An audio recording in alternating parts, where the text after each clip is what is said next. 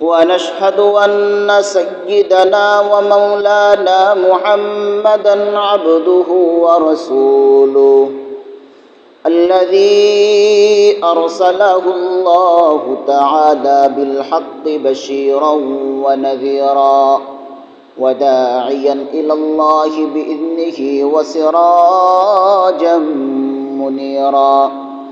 أما بعد فأعوذ بالله من الشيطان الرجيم.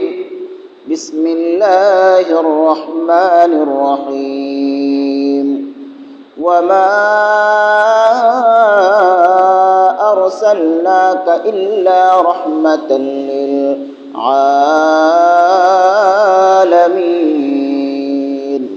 وقال النبي صلى الله عليه وسلم: بدأ الإسلام غريبا فسيعود غريبا كما بدأ، أو كما قال النبي عليه الصلاة والسلام. آمنت بالله، صدق الله مولانا العظيم، وصدق رسوله النبي الكريم، ونحن على ذلك لمن الشاهدين والشاكرين والذاكرين، والحمد لله رب العالمين. हम नाराए तकबीर से दुनिया को हिला दे, हम नाराए तकबीर से दुनिया को हिला दे, मिल्लत के हिफाजत के लिए जान लुआ दे, मिल्लत की हिफाजत के लिए जान लुआ दे। हम खालिद दर्रार की अज़मत का निशान है, हम खालिद दर्रार की अज़मत का निशान है, हम कासिम महमूद की गैरत का बयां है, हम कासिम महमूद की गैरत का बयां है। तू मर्द मुसलमान हो तो मर्द मुसलमान, तू मर्द मुसलमान हो तो मर्द मुसलमान। एक हाथ में तलवार है, एक हाथ में कुरान, एक हाथ में तलवार, एक हाथ में कुरान। सुब्हानक ला इल्म लना इल्ला मा अल्लमतना इन्नक अंतल अलीमुल हकीम। अल्लाहुम्मा सल्लि अला रूहि मुहम्मदिन फिल अरवाह व अला क़ल्बि मुहम्मदिन फिल क़ुलूब व अला जसदि मुहम्मदिन फिल अजसाद व अला क़ब्रि मुहम्मदिन फिल क़ुबूर। अल्हम्दुलिल्लाह, अल्लाह पाक रब्बुल इज्जत निकट लाखों कोटि शुक्र सुजूद, যিনি আল্লাহ পাক রব্বুল ইজ্জত ফিতনা ফাসাদের জামানায় সমস্ত ফিতনা থেকে মুক্ত করে আমাকে আপনাকে দিনই কিছু কথা বলার জন্য, শোনার জন্য সর্বপ্রথম সবার আগে আল্লাহর ঘর মসজিদে এসে বসার তৌফিক দান করেছেন। এই জন্য আল্লাহ পাক রব্বুল ইজ্জতের নিকট শুকরিয়া জ্ঞাপন করি, আলহামদুলিল্লাহ। মুহতারাম সামিঈন, বর্তমানে চলছে মুহররম মাস, হিজরি সনের প্রথম মাস। মুহররম মাসের আজকে 10 মুহররম। এই 10 মুহররম ইতিহাসের মধ্যে গুরুত্বপূর্ণ একটি দিন। এই 10 মুহররমে অনেক গুরুত্বপূর্ণ ঘটনা ঘটেছে। এই 10 মুহররম যাকে আশুরা বলা হয়, ইয়াউমে আশুরা, আশুরার দিন। এই আশুরার দিনে আল্লাহ পাক রব্বুল আলামিন জালেম ফেরাউনের কবল থেকে হযরত মূসা আলাইহিস সালাম এবং তার জাতিকে এই 10 মুহররমে মুক্তিদান করেছিলেন। তার শুকরিয়া স্বরূপ হযরত মূসা আলাইহিস সালাম এই 10 মুহররম আশুরার দিনে রোজা রাখতেন। মায়ান নবী সাল্লাল্লাহু আলাইহি ওয়াসাল্লাম যখন মদিনায় যায়, মদিনায় গিয়ে দেখেন মদিনার ইহুদিরা 10 মুহররমে রোজা রাখতেছে। মায়ার নবী প্রশ্ন করলেন, তোমরা 10 মুহররমে কেন রোজা রাখো? ইহুদিরা বলল, আমাদের নবী হযরত মূসা আলাইহিস সালামকে আল্লাহ পাক রব্বুল আলামিন ফেরাউনের কবল থেকে এই দিনে মুক্তি দান করেছিলেন। হযরত মূসা আলাইহিস সালাম এই দিনে রোজা রাখতেন, বিধায় আমরা এই দিনে রোজা রাখি। তখন এই কথা শুনে রাসূল আকরাম সাল্লাল্লাহু আলাইহি ওয়াসাল্লাম জবাব দিলেন, তাহলে তো তোমাদের থেকেও আমি নবী মুহাম্মদ হযরত মূসা আলাইহিস সালামের বেশি নিকটবর্তী। তোমরা যদি রোজা রাখো তাহলে তো আমি আরও বেশি রোজা রাখার হকদার। তারপর রাসূল সাল্লাল্লাহু আলাইহি ওয়াসাল্লাম সাহাবায়ে কেরামকে রোজা রাখার আদেশ দিলেন, নিজেরও রোজা রাখতেন, সাহাবায়ে কেরামকেও রোজা রাখতে বললেন। হাদিস বর্ণনা করলেন, আল্লাহ রাসূল সাল্লাল্লাহু আলাইহি ওয়াসাল্লাম বলেন, সুমু ইয়াউমা আশুরা। মায়ান নবী সাল্লাল্লাহু আলাইহি ওয়াসাল্লাম বলেন, সুমু ইয়াউমা আশুরা, তোমরা আশুরার দিন রোজা রাখো। অখালিফু ফীহিল ইয়াহুদ, আর এই দিনে তোমরা ইহুদিদের মুখালাফত করো। রোজা রাখার ক্ষেত্রে তোমরা ইহুদিদের বিপরীত করো। কিভাবে বিপরীত করবো? মায়ান নবী সাল্লাল্লাহু আলাইহি ওয়াসাল্লাম বলেন, সুমু ক্বাবলাহু ইয়াওমান আও বা'দাহু ইয়াওম। রাসূল বলেন, সুমু ক্বাবলাহু ইয়াওমান, 10 মুহররমের আগে একদিন রোজা রাখো, আও বা'দাহু ইয়াওম, অথবা 10 মুহররমের পরে একদিন রোজা রাখো। কারণ ইহুদিরা যেহেতু 10 মুহররম রোজা রাখে, আমরা মুসলমান আখিরি পয়গম্বরের উম্মত, আমরা যদি 10 মুহররমে রোজা রাখি একদিন, তাহলে সেটা ইহুদিদের সাথে সাদৃশ্যপূর্ণ হয়ে যায়।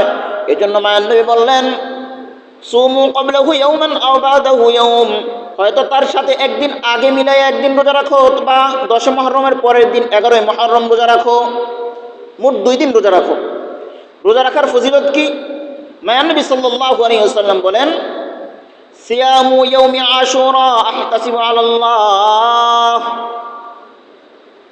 আশুরার রোজার ব্যাপারে আমি আল্লাহর কাছে আশাবাদী।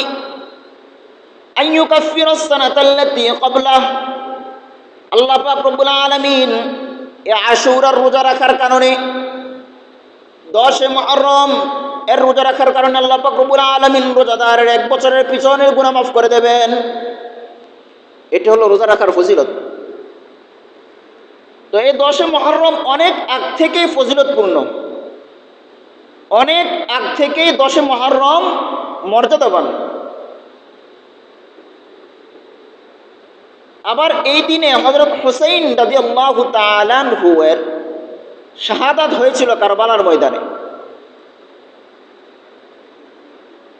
তো 10 মুহররমের রোজা অনেক আগ থেকেই রেখে আসছিলেন। এই রোজাটা, আজকে যে রোজাটা 10 মুহররমের, এই 10 মুহররমের রোজা রাখা হয়, ওই যে মুসা আলাইহিস সালাম রোজা রাখতেন, আখিরি পয়গম্বর মুসা আলাইহিস সালামের অধিক নিকটবর্তী হওয়ার কারণে নিজে রোজা রাখতেন, উম্মতদেরকে বলেছেন রোজা রাখার জন্য, সাহাবায়ে কেরামকে বলেছেন রোজা রাখার জন্য। এই জন্য রোজা রাখা হয়। কেউ যদি মনে করে এই রোজাটা হযরত হুসাইন রাদিয়াল্লাহু তাআলা আনহু এর শাহাদাতের জন্য রাখা হয়, সেটা ভুল ধারণা। বরং হুসাইন রাদিয়াল্লাহু তাআলা আনহু এর শাহাদাতের আগ থেকেই তো রোজা রাখা হচ্ছে। এবং রমজানের রোজার পর সবচেয়ে গুরুত্বপূর্ণ রোজা হলো আশুরার রোজা, এই 10 মুহররমের রোজা। কারণ রমজানের রোজা যখন ফরজ হয় নাই, তখনও সাহাবায়ে কেরাম রাসূল সাল্লাল্লাহু আলাইহি ওয়াসাল্লাম এই আশুরার রোজা রাখতেন। এই জন্য এই কথা বলার কোনো সুযোগ নাই যে 10 মুহররম হযরত হুসাইন রাদিয়াল্লাহু তাআলা আনহু এর শাহাদাতের কারণে রোজা রাখা হচ্ছে। বরং এই রোজাটা রাখা হচ্ছে, হযরত মূসা আলাইহিস সালাম রোজা রাখতেন, এই জন্য রাসূল রোজা রেখেছেন, সাহাবায়ে কেরাম রোজা রেখেছেন, উম্মতদেরকে রোজা রাখতে বলেছেন। তো এই দিনে হযরত হুসাইন রাদিয়াল্লাহু তাআলা আনহু আল্লাহ রাসূল সাল্লাল্লাহু আলাইহি ওয়াসাল্লামের আদরের নাতি হযরত ফাতেমা রাদিয়াল্লাহু তাআলা আনহা এবং আলী রাদিয়াল্লাহু তাআলা আনহু এর আদরের পুত্র এই দিনে কারবালার ময়দানে শহীদ হন। ইতিহাস অনেক পুরনো। আল্লাহ পাক রব্বুল আলামিন কোরআনের মধ্যে বলেন, ওয়ামা আরসালনাকা ইল্লা রাহমাতাল লিল আলামিন। আল্লাহ আল্লাহ পাক রব্বুল আলামিন বলেন, নবী আমার, আমি আপনাকে গোটা জগতের জন্য রহমত করে পাঠাইছি। ওমা আরসালনাকা ইল্লা রাহমাতাল লিল আলামিন। নবী আমার, আমি আপনাকে গোটা জগতের জন্য, গোটা বিশ্বের জন্য আমি আপনাকে রহমত করে পাঠাইছি। আল্লাহ নবী সাল্লাল্লাহু আলাইহি ওয়াসাল্লাম 23 বছর নবুয়ত প্রাপ্ত ছিলেন। 40 বছর বয়সে নবুয়ত প্রাপ্ত হন। 23 বছর তিনি নবুয়তের দায়িত্ব আঞ্জাম দেন। 63 বছর বয়সে 11 হিজরিতে মায়ান নবী সাল্লাল্লাহু আলাইহি ওয়াসাল্লাম দুনিয়া ত্যাগ করে ইন্তেকাল করে আল্লাহ পাক রব্বুল আলামিন এটাকে সাড়া দেন 11 হিজরিতে। 63 বছর বয়সে 11 হিজরিতে মায়ান নবী সাল্লাল্লাহু আলাইহি ওয়াসাল্লাম ইন্তেকাল করেছেন। রাসূল সাল্লাল্লাহু আলাইহি ওয়াসাল্লামের ইন্তেকালের পরে আল্লাহ রাসূল সাল্লাল্লাহু আলাইহি ওয়াসাল্লামের জালিলুল কদর সাহাবী হযরত আবু বকর সিদ্দিক রাদিয়াল্লাহু তাআলা আনহু সমস্ত সাহাবায়ে কেরামের বায়াত গ্রহণের মাধ্যমে তিনি খলিফা হন। কারণ রাসূল সাল্লাল্লাহু আলাইহি সাল্লাম নবী ছিলেন, তখন ছিল নবুয়তের দায়িত্ব। তারপরে নবুয়তের দায়িত্ব না, তখন তারপরে হলো রাসূলের পরে হলো খেলাফতের দায়িত্ব শুরু। আল্লাহ রাসূল সাল্লাল্লাহু আলাইহি সাল্লাম এক হাদিসের মধ্যে বলেন, আল খেলাফতু ফি উম্মতি 30 সানা। রাসূল বলেন, আমার উম্মতের মধ্যে খেলাফত থাকবে 30 বছর। তারপরে 30 বছরের পরে খেলাফত আর থাকবে না, তখন ইমারত হয়ে যাবে, শাসন।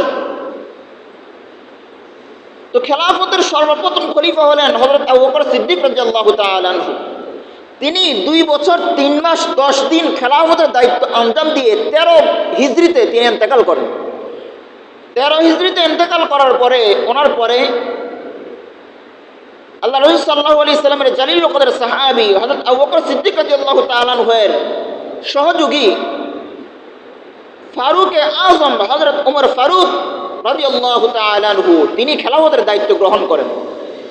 খেলাফতের দায়িত্ব গ্রহণ করার পরে হযরত ওমর ফারুক রাদিয়াল্লাহু তাআলা আনহু তিনি 10 বছর 6 মাস 10 দিন খেলাফতের দায়িত্ব আঞ্জাম দেন। খেলাফতের দায়িত্ব আঞ্জাম দেওয়ার পরে 10 বছর দায়িত্ব আঞ্জাম দেওয়ার পরে তিনি ইন্তেকাল করেন। ইন্তেকাল করার পরে হযরত ওমর ফারুক রাদিয়াল্লাহু তাআলা আনহু 6 জন পরামর্শদাতা রেখে যান, যে আমার পরে এই 6 জনের পরামর্শক্রমে পরবর্তী খলিফা কে হবেন সে নির্বাচিত হবে। 6 জনের পরামর্শক্রমে হযরত উসমান রাদিয়াল্লাহু তাআলা আনহু খেলাফতের দায়িত্ব গ্রহণ করেন। খেলাফতের দায়িত্ব গ্রহণ করার পরে হযরত উসমান রাদিয়াল্লাহু তাআলা আনহু 11 বছর 11 মাস 28 দিন তিনি খেলাফতের দায়িত্ব আঞ্জাম দেন। খেলাফতের দায়িত্ব আঞ্জাম দেওয়ার পরে হযরত উসমান রাদিয়াল্লাহু তাআলা আনহু 35 হিজরিতে ইন্তেকাল করেন। 35 হিজরিতে ইন্তেকাল করার পরে হযরত উসমান রাদিয়াল্লাহু তাআলা আনহু এর পরে খলিফা হিসেবে নির্বাচিত হন হযরত আলী রাদিয়াল্লাহু তাআলা আনহু। হযরত আলী রাদিয়াল্লাহু তাআলা আনহু 4 বছর 9 মাস তিনি খেলাফতের দায়িত্ব আঞ্জাম দেন। খেলাফতের দায়িত্ব 4 বছর 9 মাস আঞ্জাম দেওয়ার পরে তারপরে হযরত হাসান রাদিয়াল্লাহু তাআলা আনহু হযরত আলী রাদিয়াল্লাহু তাআলা আনহুর ছেলে হাসান রাদিয়াল্লাহু তাআলা আনহু খেলাফতের দায়িত্ব গ্রহণ করেন। খেলাফতের দায়িত্ব গ্রহণ করার পরে তিনি 6 মাস খেলাফতের দায়িত্ব আঞ্জাম দিয়ে আমিরে মুআবিয়ার হাতে খেলাফতের দায়িত্ব সুপর্দ করে দেন।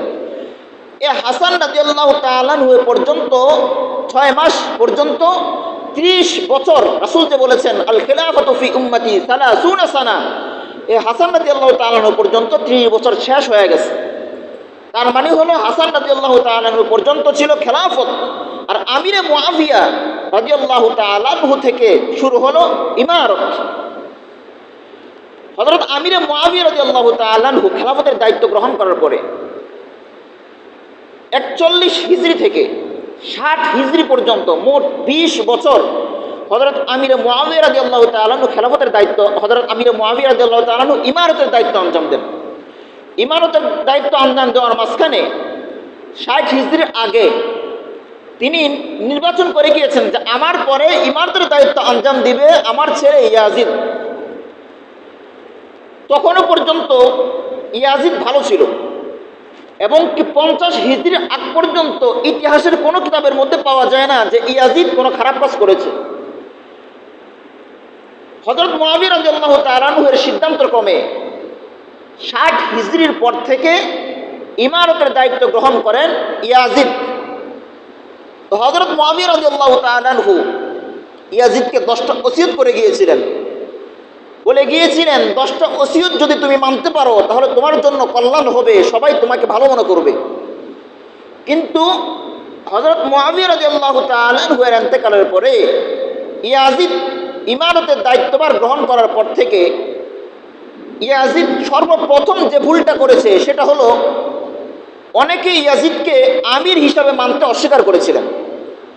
তার মধ্যে নেতৃস্থানীয় 5 জন সাহাবী আব্দুর রহমান ইবনে আবু বকর রাদিয়াল্লাহু তাআলা আনহু, আব্দুল্লাহ ইবনে ওমর রাদিয়াল্লাহু তাআলা আনহু, আব্দুল্লাহ ইবনে আব্বাস রাদিয়াল্লাহু তাআলা আনহু, আব্দুল্লাহ ইবনে জুবাইর রাদিয়াল্লাহু তাআলা আনহু, হযরত হুসাইন ইবনে আলী রাদিয়াল্লাহু তাআলা আনহু, এই 5 জন সাহাবী আমির হিসাবে ইয়াজিদকে মানতে অস্বীকার করেছিল, যে আমরা ইয়াজিদকে আমির হিসেবে মানি না, তার উপর আমরা বায়াত গ্রহণ করব না, ইয়াজিদের নেতৃত্বে আমরা বায়াত গ্রহণ করব না।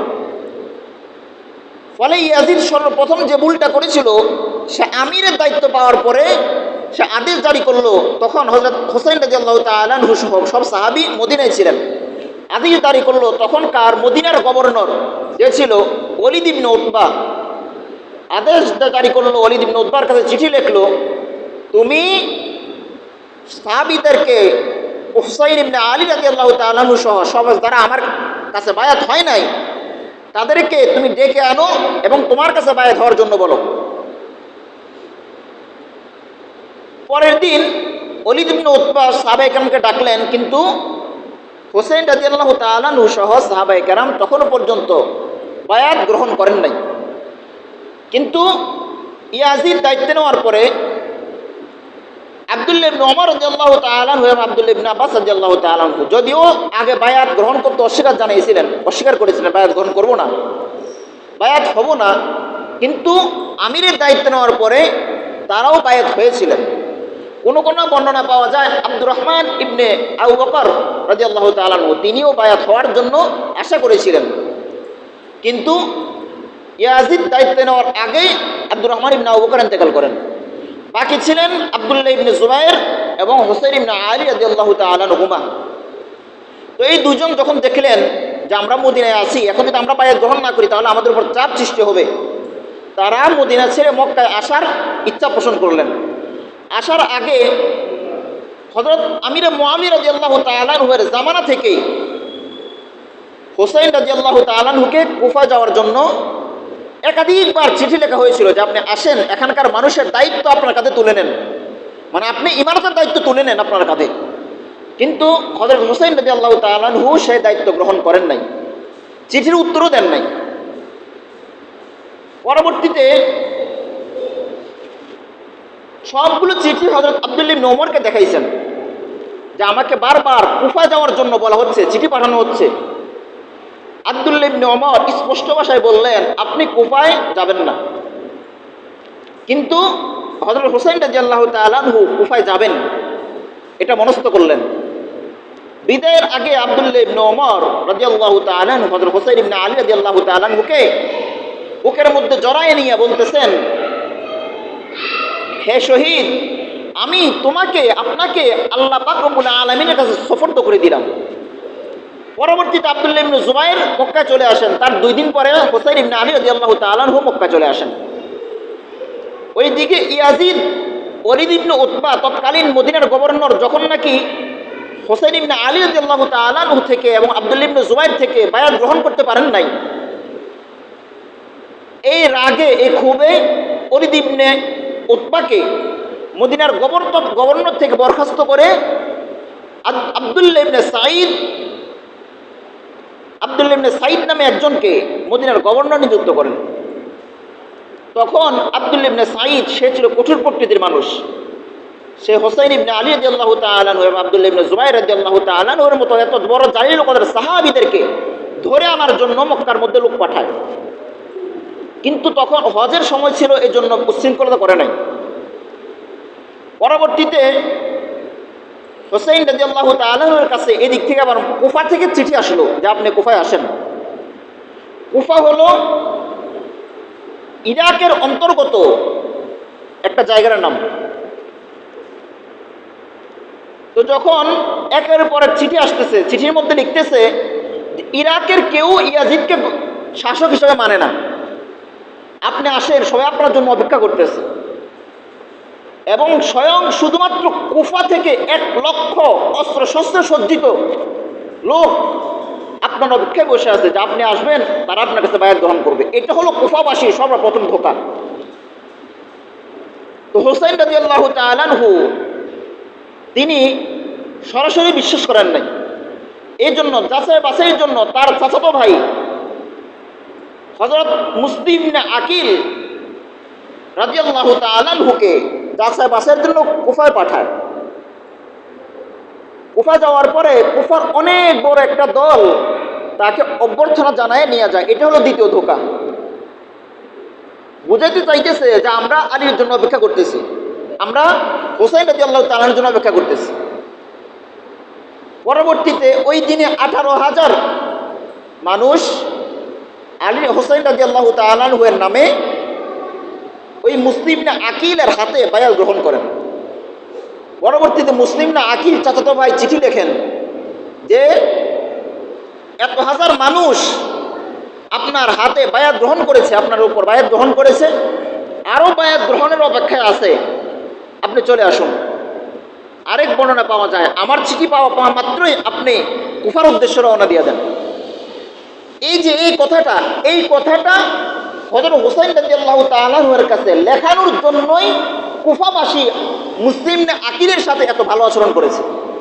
যখন চিঠিটা মুসলিম ইবনে আকিল হযরত হুসাইন রাদিয়াল্লাহু তাআলা আনহুর কাছে পাঠিয়ে দিয়েছে, তারপর থেকে শুরু হয়েছে হযরত মুসলিম ইবনে আকিলের সাথে তাদের প্রতারণা।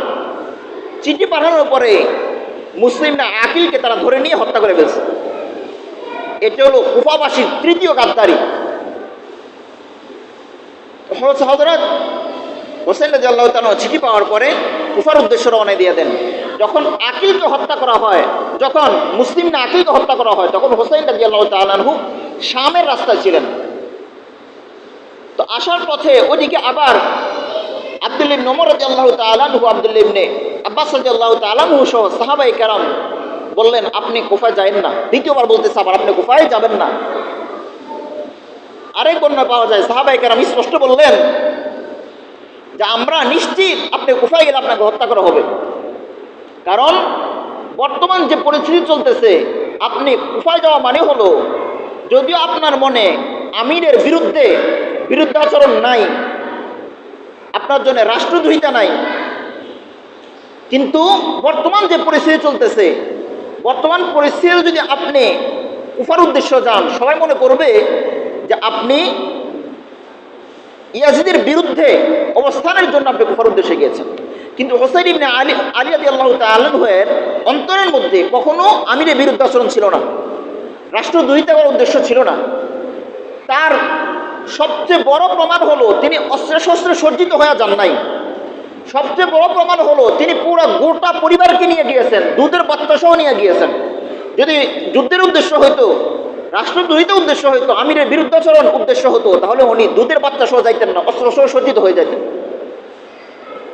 তিনি অস্ত্রে সজ্জিত হয়ে না যাওয়াটা এবং দুধের বাচ্চা সহ পুরো পরিবার সহ যাওয়াটা প্রমাণ করে আমিরের বিরুদ্ধাচরণ হওয়ার উদ্দেশ্য ছিল না। যখন যাচ্ছিলেন কুফায় গিয়া এই কারবালা নামক স্থানে গিয়া তিনি জানতে পারলেন যে মুসলিম ইবনে আকিল যে রাষ্ট্রদূত, যে দূতকে তিনি পাঠাইছিলেন হযরত হুসাইন ইবনে আলী রাদিয়াল্লাহু তাআলা তাকে হত্যা করা হয়েছে। আর মানুষকে হত্যা করা সেটা ছিল, দূতকে হত্যা করা সেটা ছিল সবচেয়ে বড় অন্যায়। রাসূল সাল্লাল্লাহু আলাইহি সাল্লামের জামানায়ও একবার এমন হয়েছিল, দূতকে হত্যা করার কারণে রাসূল সাল্লাল্লাহু আলাইহি সাল্লাম জিহাদ চলে গেছেন। কারণ কোন একটা বাহিনীর দূতকে হত্যা করা মানে হলো ওই বাহিনীর সাথে যুদ্ধের ঘোষণা করা। হযরত হুসাইন ইবনে আলী রাদিয়াল্লাহু তাআলা আনহু তিনি যখন দেখলেন যে এই ঘটনা, তিনি অনেক মর্মাহত হয়েছেন। তিনি ইচ্ছা করেছেন যে আমি সামনে কুফায় আর যাব না। কারবালা হলো ইরাকের একটা শহরের নাম, কুফাও ইরাকের অন্তর্গত একটা শহর। তিনি ভেবেছিলেন যে আমি সামনে আর যাব না। তারপরে তিনি ফিরে আসতে চাইছিলেন, কিন্তু তখনকার গভর্নর যে ছিল তখনকার গভর্নর যে ছিল উবাইদুল্লাহ, সে ছিল অত্যন্ত কঠোর প্রকৃতির একজন মানুষ। এখন তার মনে এটা মনস্থ হলো যে হযরত হুসাইন ইবনে আলী যদি কোনো এখান থেকে চলে যায় তাহলে সেটা আমার জন্য অপমান। সে তার লোক দল দিয়ে আলী রাদিয়াল্লাহু তাআলা আনহু সহ সপরিবারে তাদেরকে ঘেরাও করে ফেলেছেন। আহলে বাইতের সদস্য এবং অন্যান্য যারা ছিলেন তাদের সাথে সবাইকে ঘেরাও করে ফেলেছেন। ঘেরাও করে তাদের পুরুষদেরকে হত্যা করে ফেলেছেন। তার নেতৃত্বে হযরত হুসাইন ইবনে আলী রাদিয়াল্লাহু তাআলা আনহুর মাথাকে তার শরীর থেকে আলাদা করে ফেলেছে। এটা হলো কুফাবাসীর সবচেয়ে বড় গাদ্দারি। হযরত আলী রাদিয়াল্লাহু তাআলা আনহু কিন্তু কুফা যাইতে চান নাই, তিনি চাইছিলেন মদিনায় থাকতে, কিন্তু তাকে চিঠির পর চিঠি দিয়ে কুফায় ডেকে নিয়ে এভাবে বিশ্বাসঘাতকতা করে গাদ্দারি করে তাকে হত্যা করা হয়েছে। পুরুষ যারা আছে তাদেরকে হত্যা করার পর মহিলা যারা আছে এবং অন্যান্য যে কয়েকজন ছিল তাদেরকে নিয়ে ইয়াজিদের দরবারে গেছেন। হত্যার পূর্বে কিন্তু হযরত হুসাইন রাদিয়াল্লাহু তাআলা আনহু বলছিলেন যে আমি কুফায় যাব না, আমি মদিনায় ফিরে যাব, মক্কায় ফিরে যাব, আমাকে পাঠিয়ে দাও, অথবা আমি সরাসরি গিয়ে ইয়াজিদের সাথে সাক্ষাৎ করব, তার সাথে এই বিষয়ে মীমাংসা করার চেষ্টা করব। কিন্তু ওই উবাইদুল্লাহ সে কিছু শুনে নাই, না শুনেই তার মাধ্যমে হযরত হুসাইন রাদিয়াল্লাহু তাআলা আনহুকে হত্যা করা হয়। হত্যা করার পরে মহিলা যারা আছে তাদেরকে নিয়ে ইয়াজিদের দরবারে যাওয়ার পরে ইয়াজিদ এই বিষয়ে দুঃখ প্রকাশ করে। দুঃখ প্রকাশ করার পরে যারা মহিলা আছে তাদেরকে যথাযোগ্য সম্মান দিয়ে আবার যথাস্থানে পাঠিয়ে দেওয়া হয়, তাদেরকে হত্যা করা হয় নাই। এই ক্ষেত্রে ইয়াজিদ কিন্তু সরাসরি হত্যা করে নাই, কিন্তু ইয়াজিদের তত্ত্বাবধানে থাকা একজন গভর্নর উবাইদুল্লাহ সে হুসাইন ইবনে আলী রাদিয়াল্লাহু তাআলা আনহুকে হত্যা করেছেন। ইয়াজিদ সরাসরি হত্যা না করলেও ইতিহাসের কিতাবের মধ্যে পাওয়া যায় তার মৌন সমর্থন ছিল যে হুসাইন রাদিয়াল্লাহু তাআলা আনহুকে হত্যা সরাসরি না করলেও তার মৌন সমর্থন হুসাইন রাদিয়াল্লাহু তাআলা আনহু হত্যার মধ্যে পাওয়া যায়। এই জন্য সমস্ত ইতিহাস বিজ্ঞানের মতে ইয়াজিদ হলো জালেম, ফাসিক একজন শাসক। কিন্তু এই ঘটনাকে পুঁজি করে শিয়ারা তা অতিরিক্ত বাড়াবাড়ি করে ফেলেছে। আমরা অনেক একটা ঘটনা জানি যে কারবালার ময়দানে হুসাইন রাদিয়াল্লাহু তাআলা আনহু পানি করে চিৎকার করেছেন, কিন্তু ওনাকে পানি দেওয়া হয় নাই। আরেক ঘটনা আমরা জানি যে হুসাইন রাদিয়াল্লাহু তাআলা আনহু পানি পান করার সময় রক্ত হয়ে গেছে, যে পানি পান করতে গেছে রক্ত হয়ে গেছে। ইতিহাসের নির্ভরযোগ্য কোনো কিতাবের মধ্যে এর কোনো সন্ধান পাওয়া যায় না, বরং এটা হলো শিয়াদের থেকে বাড়াবাড়ি। শিয়ারা হযরত আলী রাদিয়াল্লাহু তাআলা আনহু আহলে বাইতের উপর অতিরিক্ত ভক্তি দেখাইতে গিয়া এই সমস্ত আজগুবি বানোয়াট কিচ্ছা কাহিনীর মাধ্যমে ইয়াজিদকে প্রশ্নবিদ্ধ করার মাধ্যমে ইয়াজিদকে যে আমির নিযুক্ত করেছে, আমিরে মুআবিয়া রাদিয়াল্লাহু তাআলা আনহু ওই সাহাবীকে প্রশ্নবিদ্ধ করতে চায়। একজন সাহাবীকে প্রশ্নবিদ্ধ করার মাধ্যমে গোটা সাহাবী কেরাম রাদিয়াল্লাহু তাআলা আনহুকে প্রশ্নবিদ্ধ করতেছে। এই জন্য শিয়াদের মধ্যে একটা দল আছে যে দল হযরত আলী রাদিয়াল্লাহু তাআলা আনহুর দিকে অতিরিক্ত ভক্তি দেখাইতে গিয়া হযরত আবু বকর সিদ্দিক রাদিয়াল্লাহু তাআলা আনহুকে গালিগালাজ করে। আবু বকর সিদ্দিক রাদিয়াল্লাহু তাআলা আনহুকে খলিফা হিসেবে মানেন নাই। হযরত ওমর রাদিয়াল্লাহু তাআলা আনহুকে গালিগালাজ করে। ওমর রাদিয়াল্লাহু তাআলা আনহু হযরত আবু বকর সিদ্দিক রাদিয়াল্লাহু তাআলা আনহুকে কঠোর ভাষায় গালিগালাজ করে। যারা হযরত আলী রাদিয়াল্লাহু তাআলা আনহুকে অতিরিক্ত ভক্তি দেখাইতে গিয়া সাহাবায়ে কেরাম, বিশেষ করে হযরত আবু বকর সিদ্দিক রাদিয়াল্লাহু তাআলা আনহু হযরত ওমর রাদিয়াল্লাহু তাআলা আনহুর প্রতি কটূক্তি করে, তাদেরকে সাহাবী হিসেবে মানে না, তাদের ঈমান সমস্ত উলামায়ে কেরামের মতে তাদের ঈমান নাই। তো এটা হলো শিয়াদের থেকে বাড়াবাড়ি। ইয়াজিদ কর্তৃক একটা শাসকের মাধ্যমে উবাইদুল্লাহর মাধ্যমে হযরত হুসাইন ইবনে আলী রাদিয়াল্লাহু তাআলা আনহু হত্যা হয়েছিলেন ঠিক, শহীদ হয়েছিলেন ঠিক, কিন্তু পানি দেয় নাই, অথবা আহলে বাইতের ওই সমস্ত মহিলা যারা ছিল তাদেরকে ধর্ষণ করা হয়েছে। এই সমস্ত যত ঘটনা বাজারে পাওয়া যায় এগুলোর কোনো ভিত্তি নির্ভরযোগ্য কোনো ইতিহাসের কিতাবের মধ্যে পাওয়া যায় না। এই জন্য হযরত হুসাইন ইবনে আলী রাদিয়াল্লাহু তাআলা আনহু শহীদ হয়েছেন। এই শহীদ হওয়ার ঘটনা গোটা মুসলিম উম্মাহকে মর্মাহত করে, ব্যথিত করে, সেটা ঠিক। কিন্তু তার জন্য সঠিক ইতিহাসের বাইরে গিয়ে আমরা সাহাবীদেরকে প্রশ্নবিদ্ধ করবো, এটা ঠিক না। যেমন নাকি শিয়ারা বলে ইয়াজিদের শাসনামলে ইয়াজিদ কর্তৃক ওবাইদুল্লাহর মাধ্যমে হুসাইন ইবনে আলী রাদিয়াল্লাহু তাআলা আনহু শহীদ হয়েছেন। এখন ইয়াজিদকে শাসক বানিয়েছিলেন কে?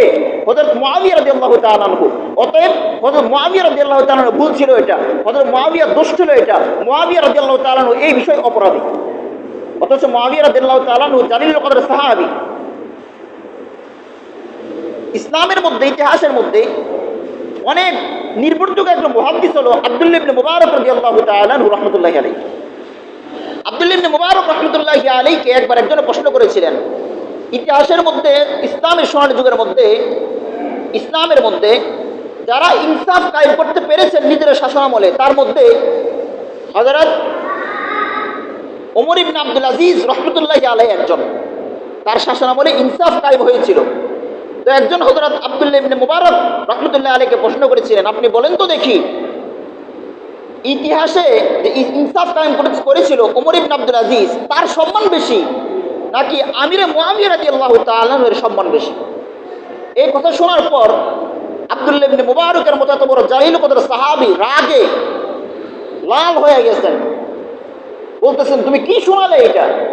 আরে আমিরে মুআবিয়া রাদিয়াল্লাহু তাআলা আনহু রাসূলের সাথে যুদ্ধ করেছেন, যুদ্ধ করার সময় আমিরে মুআবিয়ার নাকের মধ্যে যে ধুলা লাগছে, ওই ধুলার যে মূল্য ওমর ইবনে আব্দুল আজিজের সেই মূল্যটা নাই। ওমর ইবনে আব্দুল আজিজের এতটুকু মূল্য নাই, আমিরে মুআবিয়া যুদ্ধের সময় নাকের মধ্যে ধুলা লাগছে, ওই ধুলার যতটুকু মূল্য ওমর ইবনে আব্দুল আজিজের ততটুকু মূল্য নাই। এই হলো সাহাবায়ে কেরাম। একবার যখন সাহাবায়ে কেরাম হযরত মুআবিয়া রাদিয়াল্লাহু তাআলা আনহু এবং আলী রাদিয়াল্লাহু তাআলা আনহুর মাঝে কিছুটা মন কষাকষি ছিল, এটাকে পুঁজি করে এক ইহুদি হযরত আলী রাদিয়াল্লাহু তাআলা আনহুর কাছে গিয়ে বলেন যে আপনি যদি চান আমি আপনাকে সাহায্য করব, আমির মুআবিয়ার বিরুদ্ধে যত সৈন্য লাগে আমি আপনাকে সাহায্য করব, আমির মুআবিয়ার বিরুদ্ধে যত সৈন্য লাগে আমি আপনাকে দিব। তার মানে হলো মুসলমানের মাঝে দ্বন্দ্ব লাগাই দেওয়া। হযরত আলী রাদিয়াল্লাহু তাআলা আনহু বুঝতে পেরেছিলেন, বুঝতে পেরে বলতেছে, তাকে কুত্তা সম্বোধন করে বলতেছে, আরে কুকুর, তুমি আমিরে মুআবিয়ার বিরুদ্ধে আমাকে সহযোগিতা করতে আসছো, ভালো করে শুনে রাখো, আমিরে মুআবিয়ার বিরুদ্ধে যদি কেউ যুদ্ধ করে আর আমিরে মুআবিয়ার পক্ষে ওই বিরোধী দলের যে থাকবে আমিরে মুআবিয়ার পক্ষে সর্বপ্রথম যে মাঠে নামবে তরবারি নিয়ে, সেটা হলো আমি আলী। আমাদের মধ্যে মন কষাকষি থাকতে পারে, কিন্তু ইসলামের প্রশ্ন আমরা এক। আমিরে মুআবিয়ার বিরুদ্ধে কিছু যুদ্ধ লাগলে আমিরের মুআবিয়ার পক্ষে সর্বপ্রথম আমি আলী তরবারি হাটে মাঠে নামবো। এটা ছিল সাহাবায়ে কেরামের মধ্যে সাহাবায়ে কেরামের ভালোবাসা। এই জন্য ইতিহাস আমাদেরকে জানতে হবে, সঠিক ইতিহাস। অনেক আজগুবি ইতিহাস, অনেক আজগুবি কথাবার্তা আমাদের বাজারের বইগুলোর মধ্যে, ছোটি বইয়ের মধ্যে পাওয়া যায়। এই জন্য নির্ভরযোগ্য কোনো আলেমের কাছ থেকে নির্ভরযোগ্য ইতিহাস জেনে আমরা ইয়াজিদকে অবশ্যই জালেম হিসেবে মানি, ইয়াজিদকে একদম ফাসিক শাসক হিসেবে মানি, কিন্তু তার মানে এই না শিয়াদের অতিরিক্ত বাড়াবাড়ি দেখে আমরা শিয়াদের অতিরিক্ত বাড়াবাড়ির মধ্যে পড়ে সমস্ত সাহাবায়ে কেরামকে, আমিরে মুআবিয়ার মতো এত বড় জালিল কদর সাহাবীকে, কাতিবে ওহী যিনি ছিলেন, তাকে আমরা প্রশ্নবিদ্ধ করব। হযরত আমিরে মুআবিয়া যদি প্রশ্নবিদ্ধ হয়, এটা তো সাধারণ একটা মানুষের নলেজের মধ্যে আসার কথা। আমিরে মুআবিয়া কাতিবে ওহী, তিনি ওহী লিখতেন, আমিরে মুআবিয়া যদি প্রশ্নবিদ্ধ হয়, তাহলে আল্লাহ পাক রব্বুল আলামিনের কালাম যে ওহী আছে, রাসূলের ওহী, ওই ওহীও তো প্রশ্নবিদ্ধ হচ্ছে। কারণ আমিরে মুআবিয়া যদি ওহী লিখতেন, ওহী লেখক যদি প্রশ্নবিদ্ধ হয়, তার লেখাও তো প্রশ্নবিদ্ধ হবে। এই জন্য নির্ভরযোগ্য ইতিহাস জেনে, নির্ভরযোগ্যভাবে ওলামায়ে কেরামের কাছ থেকে নির্ভরযোগ্য ইতিহাস জেনে ইয়াজিদ সহ যারা আছে তাদের ব্যাপারে আমাদের যে ঘৃণা, সেটা প্রকাশ আমাদেরকে করতে হবে, কিন্তু নির্ভরযোগ্য ইতিহাস জেনে তারপরে ঘৃণা প্রকাশ করতে হবে। আল্লাহ পাক রব্বুল আলামিন যে কথাগুলো বললাম, সে কথাগুলোর উপর আমাকে, আপনাকে সকলকে আমল করার তৌফিক দান করুন।